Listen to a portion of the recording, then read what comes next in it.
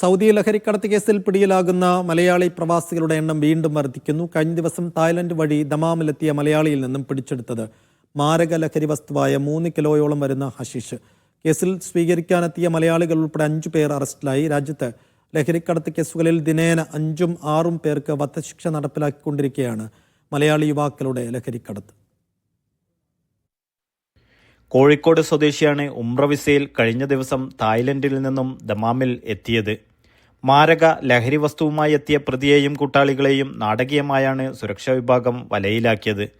വിമാനത്താവളത്തിലെ പരിശോധനകൾ പൂർത്തിയാക്കി പുറത്തിറങ്ങിയ പ്രതിയെ പിന്തുടർന്ന സുരക്ഷാ വിഭാഗം വഴിയിൽ വെച്ച് പിടികൂടുകയും ശേഷം കൂട്ടാളികളെ കൂടി വലയിലാക്കുകയും ചെയ്തു. 3 കിലോ ഹഷീഷുമായിട്ടുമാണ് ദമാം എയർപോർട്ടിൽ ഇറങ്ങുന്നത്.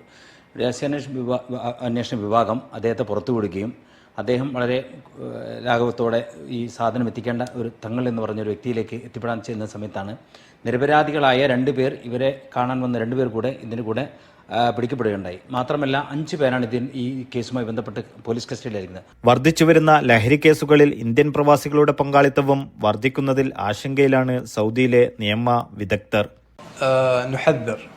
إخواننا المقيمين في المملكة العربية السعودية من الجنسية الهندية ومن الجنسيات الأخرى بالحذر مع التعامل مع الأشخاص المشوهين في قضايا المخدرات للعقوبات الصارمة وفق النظام السعودي لنظام الإجراءات الجزائية. ലഹരി കേസുകളിൽ ഇടപെടുന്നതിന് സാമൂഹ്യ പ്രവർത്തകർക്കും ഇന്ത്യൻ എംബസിക്കും പരിമിതികൾ ഏറെയാണ്. ഈ അടുത്ത കാലത്തായി വർദ്ധിച്ചു വരുന്ന യുവാക്കളുടെ മയക്കുമരുന്ന് കേസുകൾ എണ്ണിയാലൊതുങ്ങാത്താണ്. ദമാം സെൻട്രൽ ചെയ്യുന്ന നിരവധി ആളുകളാണ് ഇപ്പോൾ യുവാക്കൾ കിടക്കുന്നത്.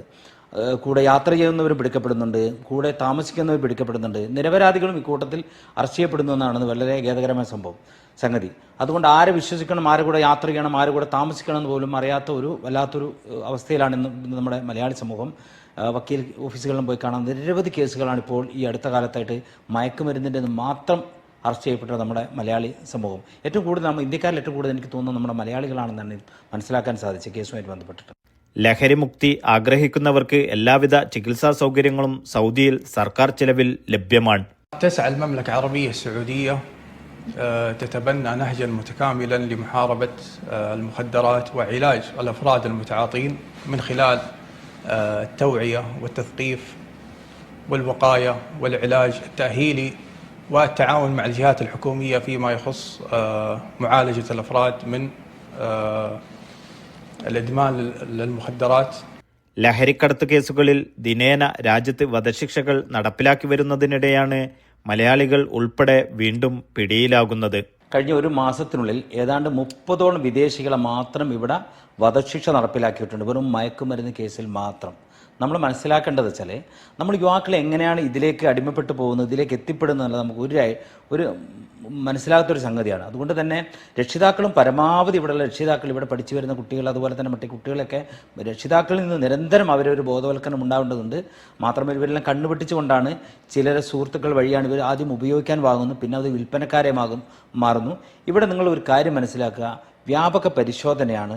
നിങ്ങൾ ഒരു തരത്തിലും രക്ഷപ്പെടുകയില്ല. മാത്രമല്ല ഇവിടെ പല തരത്തിലുള്ള പല സംവിധാനങ്ങളിലൂടെയാണ് അവരിപ്പോൾ മയക്കുമരുന്ന് വിൽപ്പനക്കാരെയും ഉപയോഗിക്കുന്നവരെയും കണ്ടെത്താനുള്ള പല മാർഗങ്ങളും അവരുടെ മുന്നിലുണ്ട് സൗദി ഗവൺമെൻറ് ഭാഗത്ത്. അതുകൊണ്ട് തന്നെ നമ്മൾ മനസ്സിലാക്കുക, നിങ്ങൾ പിടിക്കപ്പെടില്ല എന്നുള്ള ധാരണയിൽ നിങ്ങൾ ഒരു തരത്തിലും ഇതിന് ഇറങ്ങിത്തിരിക്കേണ്ട.